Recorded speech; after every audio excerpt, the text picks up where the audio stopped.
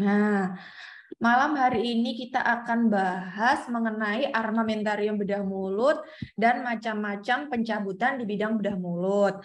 Pertama-tama nanti apabila teman-teman mungkin ada yang mau ditanyakan pada saat sesi pembelajaran, boleh langsung open mic, boleh tulis pertanyaan di kolom komentar supaya nggak lupa, atau boleh raise hand. Oke. Diperhatikan ya.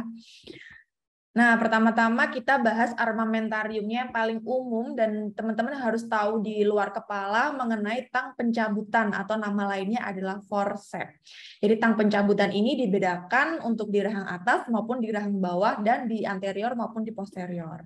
Jadi kita bahas satu persatu yaitu forceps ekstraksi atau tang ekstraksi di bagian anterior maksila atau anterior rahang atas. Jadi nama lain dari penggunaan pencabutan dengan menggunakan tang atau closed method extraction atau ekstraksi dengan metode tertutup, nama lainnya adalah ekstraksi intraalveolar. Nanti nama lain dari open method atau surgery pencabutan dengan menggunakan bedah terbuka, nama lainnya adalah ekstraksi transalveolar. Jadi diingat-ingat, nama lain ekstraksi closed method atau ekstraksi yang menggunakan tang adalah ekstraksi intraalveolar.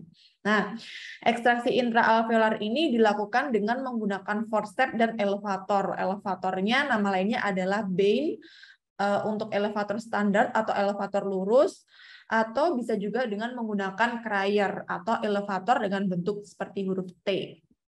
Nah, kita bahas dulu komponen dasar dari tang atau forceps, yaitu ada handle.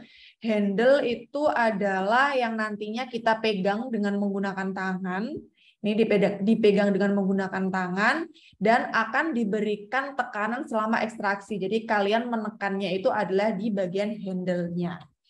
Kemudian ada paruh atau beak. Nih, paruh atau beak merupakan komponen fungsional dari forceps atau dari tang yang dia fungsinya adalah memegang dari gigi dan kalau bisa ujung dari beak-nya ini harus berada di bawah servikal dari gigi. Jadi benar-benar beak dari tang tersebut mencekram giginya serta mengeluarkannya dari soket alveolar. Jadi nanti beak tersebut akan digerakkan sedemikian rupa dengan tekan pada handle-nya supaya gigi bisa terlepas dari soket alveolar. Kemudian ada hing. Hing itu adalah tuas ini. Hing itu adalah tuas yang menghubungkan antara beak dan handle. Nah, kalian perhatikan tuasnya ini ada yang nanti bentuknya horizontal dan ada bentuknya vertikal. Jadi hing ada yang vertikal, ada yang horizontal untuk gigi rahang bawah. Tapi untuk gigi rahang atas, dia hingnya adalah horizontal. Nah, di sini forceps dirancang secara khusus, baik handle maupun beaks-nya dirancang secara khusus supaya dapat digunakan pada gigi-gigi tertentu. Jadi untuk gigi rahang atas anterior itu beak-nya dia lebih ke gini. Untuk anterior maksila yang bermahkota, dia untuk forceps anterior maksila yang bermahkota, dia beak dan handle-nya itu lurus kayak gini. Jadi dari beak maupun handle-nya itu dia lurus.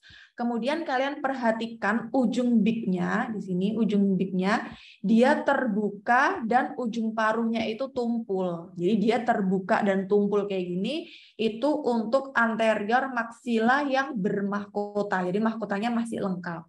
Nah, untuk anterior maksila yang sisa akar, dia beak dan handle-nya sama, lurus juga, tapi ujung beak-nya dia lebih tumpul dan tertutup. Ini. Jadi ujung beak-nya itu tumpul dan tertutup karena fungsinya untuk memegangi sisa akarnya di bagian anterior maksila. Nah, selanjutnya forceps extraction atau tang ekstraksi untuk gigi premolar rahang atas. Jadi untuk gigi premolar rahang atas, dia antara handle dengan beak-nya membentuk huruf S, kayak gini. Nah, ini terlihat melengkung dan berbentuk seperti huruf S. Sambil memegang tang di tangan, bagian yang cekung ini, dia bersentuhan dengan telapak tangan. Jadi dia menempel pada telapak tangan, sedangkan bagian paruh yang cekung ini dia menghadap ke atas. Jadi yang benar adalah bagian yang cekung di bagian handle ini nempel pada pegangan tangan, pada telapak tangan. Kemudian bagian beak yang cekung itu menghadap ke atas. Ujung paruh forcepsnya dia terbuka dan tidak runcing. Nih. Jadi ujung paruhnya itu dia terbuka dan tidak runcing. Kalau dia itu tertutup, maka fungsinya untuk sisa akar premolar. Jadi kalau dia terbuka dan tidak runcing, itu untuk yang bermahkota. Kalau yang tertutup kayak gambar ini, berarti untuk sisa akar gigi premolar. Nah ini gambaran untuk pencabutan premolar yang bermahkota. Ini kemudian yang atas ini untuk yang sisa akar. Nah, selanjutnya adalah tang ekstraksi untuk gigi molar 1 dan molar 2 rahang atas. Nah, dia bentukannya sama seperti yang premolar tadi, yaitu membentuk huruf S antara handle dengan beak-nya.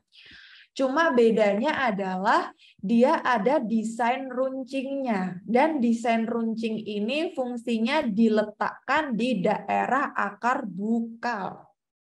Sedangkan untuk paruh palatalnya dia cekung dan tidak runcing. Kemudian karena dia fungsinya untuk di daerah yang bermahkota, maka dia terbuka. Jadi ujung beak-nya dia ada yang runcing di daerah bukal dan ada yang tumpul di daerah palatar serta ujung beak-nya terbuka. Tuh.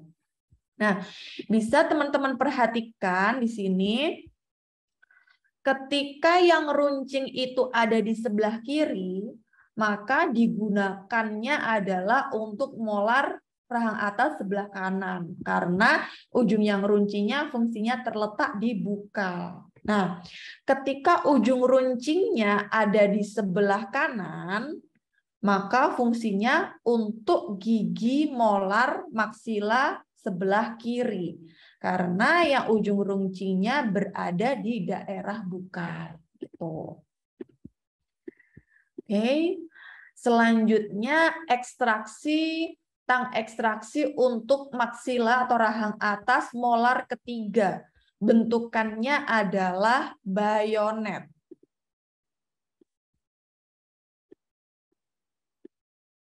Ini kalian perhatikan. Jadi bentukannya adalah bayonet. Ini namanya bentukan bayonet. Memiliki bentuk yang sedikit melengkung seperti forceps yang disebutkan di atas. Jadi kalau tadi kan bentukannya seperti huruf S ini ya. Tapi kalau ini bentukannya bayonet, dia sedikit melengkung. Jadi dari hingnya ke daerah beak-nya itu lebih melengkung gitu. Dan merupakan forceps terpanjang karena fungsinya untuk pencabutan gigi posterior molar ketiga. Karena gigi molar ketiga ini bervariasi baik dalam bentuk maupun ukuran, maka paruh forcepsnya ini atau paruh tangnya ini dibuat tumpul dan terbuka kayak gini. Untuk ekstraksi gigi molar ketiga kiri maupun kanan rahang atas. Selanjutnya, nih, untuk tang ekstraksi rahang atas bagian sisa akar. Jadi kalau sisa akar itu pegangan forcepsnya lurus, dia bentukannya masih tang bayonet, sama kayak yang molar ketiga tadi, namanya masih tang bayonet, tetapi ujung beak-nya dia cekung dengan tanpa adanya desain runcing dan tertutup. Jadi dia itu tipis, cekung, runcing. Runcingnya di sini maksudnya lancip.